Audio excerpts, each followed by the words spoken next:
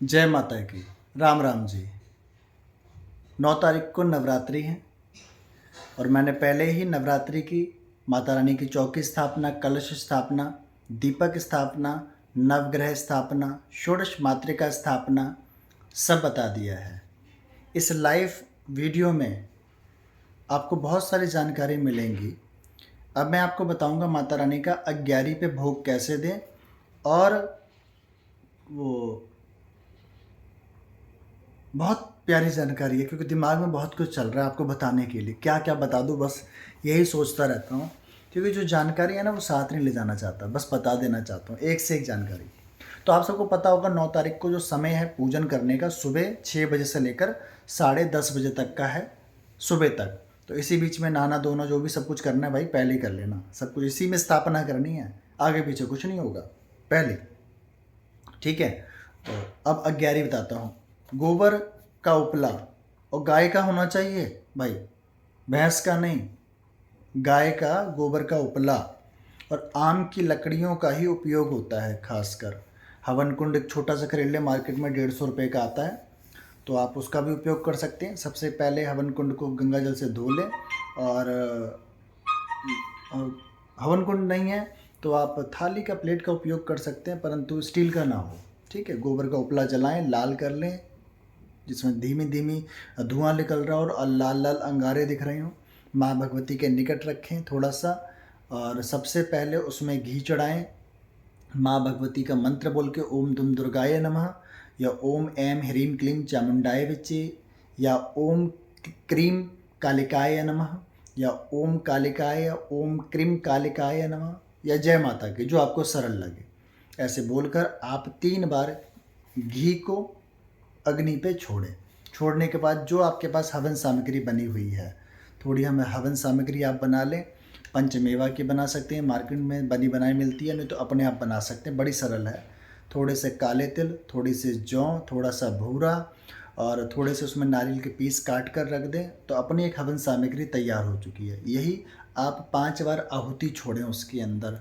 मंत्र मैंने आपको पहले ही बता दिए हैं, उन्हीं मंत्रों के द्वारा आप आहुति छोड़ें अपने कुल देवी देवताओं के नाम से, ग्राम देवी देवताओं के नाम से, स्थान देवी देवताओं के नाम से, इष्ट देवी देवताओं के नाम से। ऐसे आप आहुति छोड़ें, छोड़ने का फिर थोड़ा सा घी चढ़ाएं।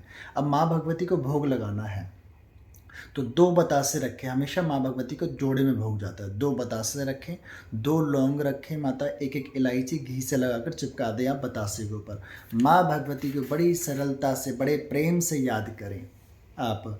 और इससे पहले एक छोटा सा लोटा आप पानी का अवश्य भर के रखें माता रानी के पास, 11 के पास, और माता रानी को याद करें, हे माँ जगदम्बा, पराम्बा, महामाया, श्री वैष्णो माई, आप तीनों रूपों में एक हो माँ माई, मेरी प्रार्थना सुनो। मेरे घर परिवार में कोई भी परेशानी दुविधा है आप उसे दूर करें। हमारी आस औलाद के ऊपर से सारे संकटों को, व्याधियों को, परेशानियों को दूर करें। महामाई अपनी भक्ति में पूरे परिवार को लगाएं, अपने दिव्य दर्शन से सबको निहाल करें। ए माँ भगवती, जो छोटा प्रसाद जुड़ा हुआ है आप स्वीकार करें। अपनी 64 योगिनियों को, अपने देवी देवताओं को, हमारे घर के परिवार के देवी देवताओं को आप स्वीकार कराएं। हे माँ भगवती दया करें, हे सुंदरी दया करें, हे माँ कालका दया करें, हे महालक्ष्मी दया करें, हे माँ सरस्वती दया करें। आपकी दासी पूजा पे बैठी है, बस बल देना, प्रेम देना, विश्वास देना कि मैं ये 9 नवरात्रे आपकी दया से कर पाऊँ। भोग स्वीकार करो हे मेरी प्यारी माता रानी, हे मेरी बाल सुंदरी दया करो। ऐसे कह के वह दोनों बतासे के जोड़े अब 11 पे रख दें। थोड़ा सा घी डालें, थोड़ा सा कपूर डालें उसके ऊपर, और आप महामाई की आरती करें उसके बाद। और वहाँ पे भी आप प्लेट में भी माँ को फल लगा सकते हैं, पंचमेवा का भोग भी वहाँ लगा सकते हैं, एक लोटे का जल भी आप अवश्य रखें। ठीक है, ये आपकी जानकारी होगी भोग की। अब बाद में माता रानी पे जो भोग रखा हुआ है वह, उसका क्या करें? उसके बाद आप रात में उसका उपयोग कर सकते हो, स्वयं भी या घर में बांट सकते हैं। ठीक है, 11 जो शांत हो जाती है उसके बाद एक डिब्बे में एक जगह पे इकट्ठा करना शुरू करते हैं 10 दिन लगातार। ठीक है, और 11 की पूजा होने के बाद लोटे के जल से 3 बार आचमनी गोल घुमाई जाती है, ये याद रखना। और जिस आसन पे बैठ के आप चीज़ें कर रहे हैं उस आसन के नीचे जल गिर कर माथे पे लगाया जाता है, ये याद रखना चीज़ें। ठीक है, ये बहुत ज़रूरी है। अब मैं आपको बताता हूँ कि खेतरी कैसे बेचते हैं।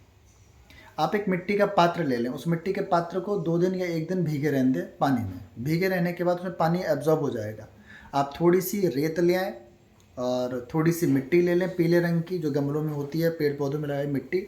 दोनों को मिक्स कर लें आपस में, रेत को और मिट्टी को दोनों को आपस में मिक्स करें। उसमें कोई कंकड़ पत्थर गंध आदि ना हो, साफ़ सुथरी चीज़ हो।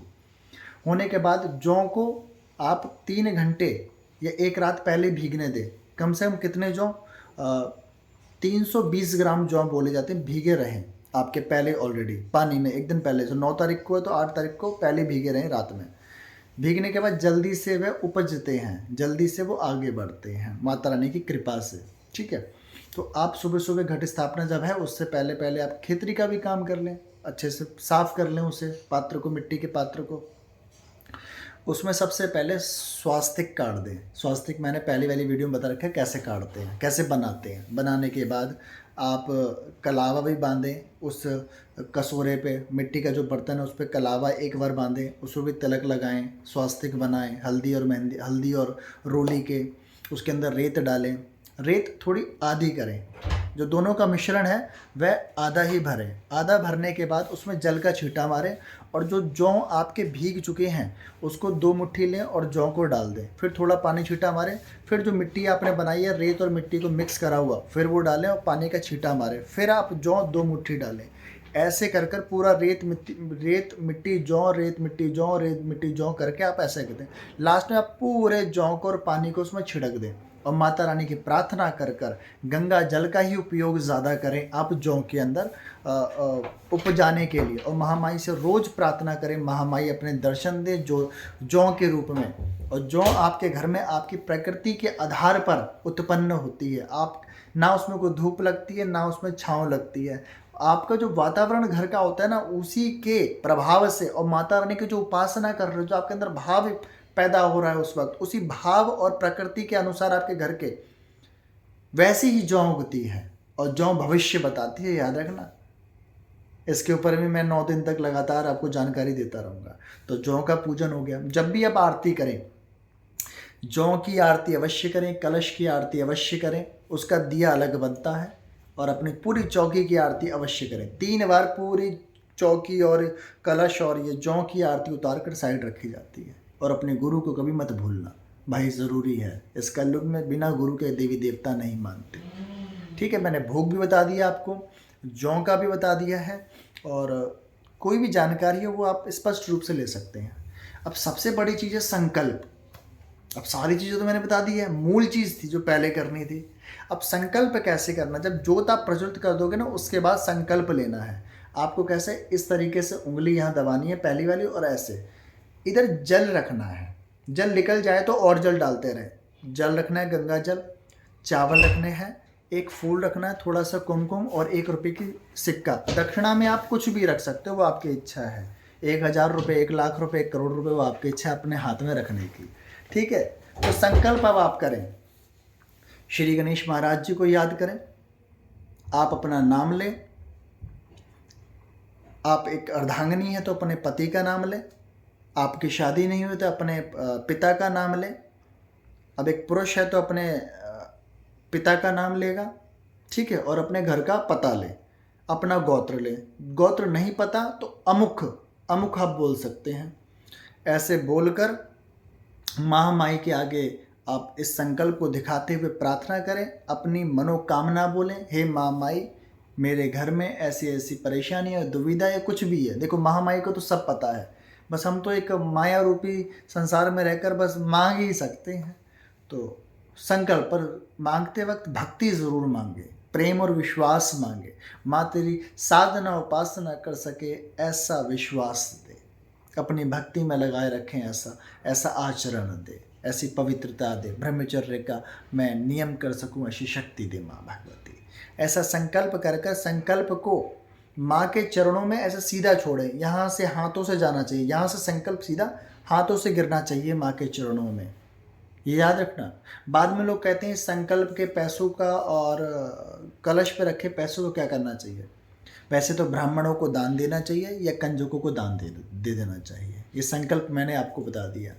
और इसके बाद जो एक और वीडियो पढ़ने वाली है वह केवल मंत्र जाप और उपासना नवरात्रि में क्या क्या जपें, क्या क्या पढ़ें और क्या क्या करें, ये मैं बताऊंगा उसमें।